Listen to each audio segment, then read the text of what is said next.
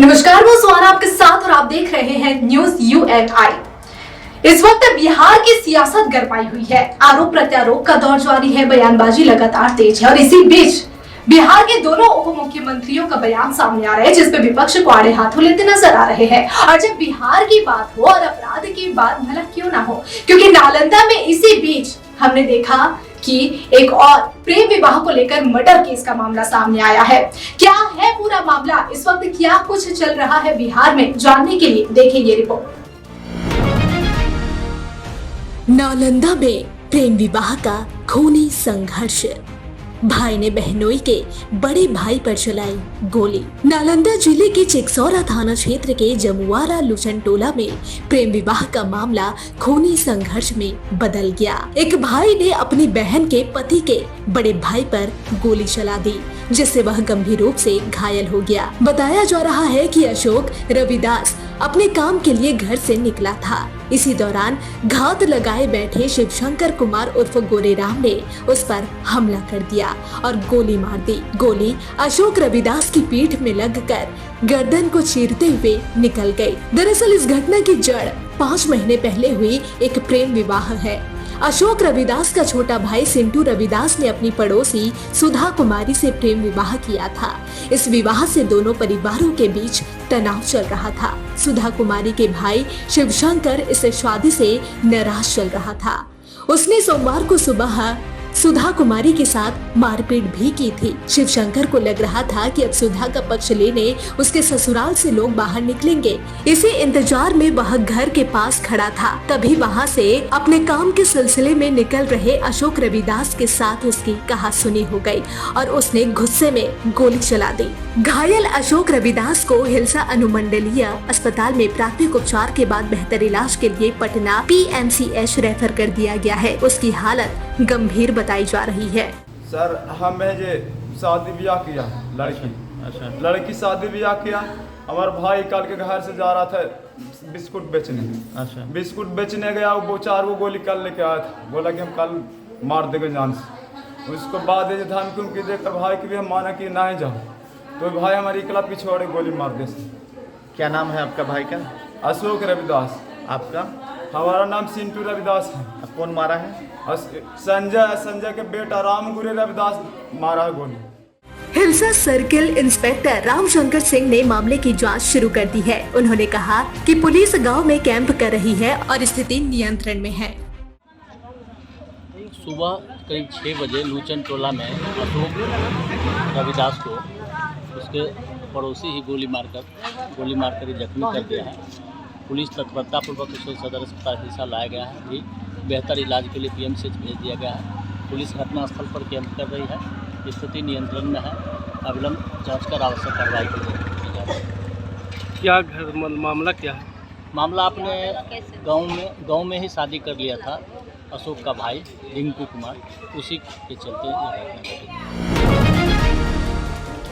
नेता प्रतिपक्ष तेजस्वी यादव आरक्षण के मुद्दे को लेकर यात्रा करेंगे। इस पर पूर्व केंद्रीय मंत्री RK सिंह ने कहा कि आरक्षण है और आरक्षण रहेगा। हमारी सरकार ने आरक्षण को और मजबूत किया है। इन लोगों के पास कोई प्लेटफॉर्म नहीं है। यह सिर्फ जाति और इन्हीं मुद्दों को लेकर विरोध कर सकते हैं। बिहार के विकास की बात उनके मन में नहीं है। यह लोग सिर्फ बिहार के विकास को रोकने का काम जानते हैं। आज बिहार के प्रति व्यक्ति की आय दुनिया देश भर में सबसे कम है और यह सोचने की बात है।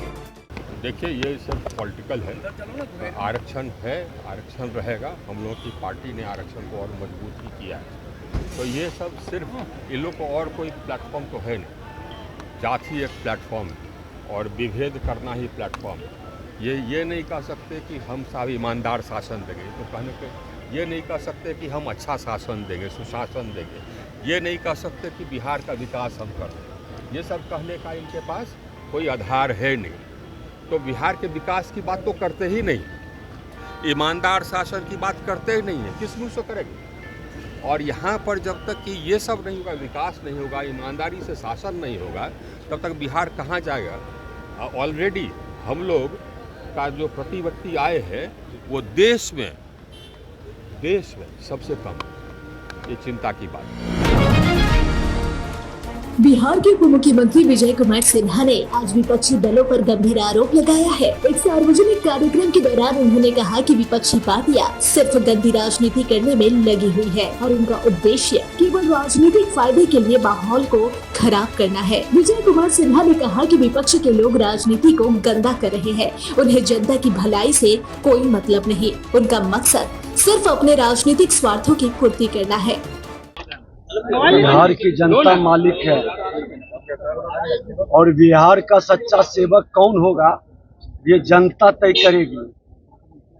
जो लोग जाति के जहर के लहर के कहर से बिहार को प्रभावित करते हैं, राजनीति में भी जातीय चश्मा पहन करके राजनीति को गंदा करते हैं और पूरे बिहार के अंदर विकास की गति में भ्रष्टाचार बढ़ाते हैं, अपराधियों को मनोबल बढ़ाते हैं, वो यात्रा करें या प्रवास करें, जनता जानती है ये अपना विकास करेगा। अपने परिवार के उत्थान और कल्याण के लिए, राजनीतिक जिम्मेदारी बढ़ाने के लिए ये सारा खेल और नाटक कर रहे हैं। उप मुख्यमंत्री ने विपक्षी नेताओं की नीतियों पर सवाल उठाते हुए कहा कि जनहित के मुद्दों पर ध्यान देने की बजाय सरकार के हर कदम का विरोध करने में लगे हैं, चाहे वह कितना भी जनहितकारी क्यों न हो। सिन्हा ने यह भी कहा कि सरकार जनता के हित में काम कर रही है और आगे भी करती रहेगी। उन्होंने कहा, हमारी सरकार की प्राथमिकता बिहार की जनता की भलाई है और हम हर संभव प्रयास कर रहे हैं कि राज्य का विकास हो और सभी नागरिकों को सुविधाएं मिले। विजय कुमार सिन्हा का यह बयान ऐसे समय में आया है जब बिहार की राजनीति में हलचल तेज हो गई है और विपक्ष लगातार सरकार पर हमले कर रहा है। अब देखना यह होगा कि विपक्ष इस पर क्या प्रतिक्रिया देता है और राजनीति का यह दौर कैसे आगे बढ़ता है। जन नायक कर्पूरी ठाकुर जी को अपमानित करने वाला कौन व्यक्ति है? जन नायक कर्पूरी ठाकुर ईमानदारी के साथ अभाव में भी अपना प्रभाव को छोड़ करके गए। ये दोहरी राजनीति बिहार में बंद होनी चाहिए। जो व्यक्ति के करनी कथनी में समरूपता नहीं है, वह मानसिकता अब नहीं चलेगा राजनीति में। बिहार के उप मुख्यमंत्री सम्राट चौधरी ने राजद प्रमुख लालू प्रसाद यादव पर गंभीर आरोप लगाया है। सम्राट चौधरी ने कहा कि लालू जी 15 सालों तक सत्ता में रहे, लेकिन उन्होंने कभी भी पिछड़े वर्गों, दलितों और समाज के वंचित तबकों के लिए आरक्षण की बात नहीं की। सम्राट चौधरी ने ये भी कहा कि लालू प्रसाद यादव और उनके परिवार ने सत्ता का उपयोग केवल अपने परिवार के लाभ के लिए किया। उन्होंने कहा, लालू जी का परिवारवाद की राजनीति में विश्वास है और उन्होंने कभी भी समाज के सभी वर्गों के कल्याण के बारे में नहीं सोचा। तक लालू जी सत्ता में रहे, एक व्यक्ति को आरक्षण नहीं दिया। सिर्फ वो अपने परिवार के लिए आरक्षण की व्यवस्था करते हैं।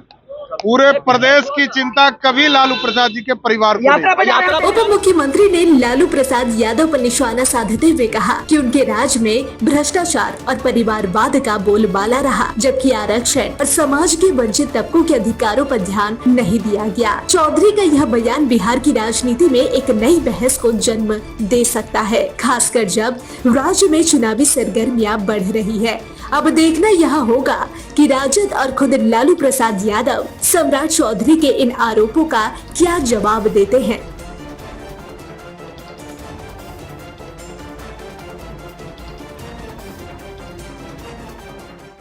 आप देख रहे हैं न्यूज़ UNI।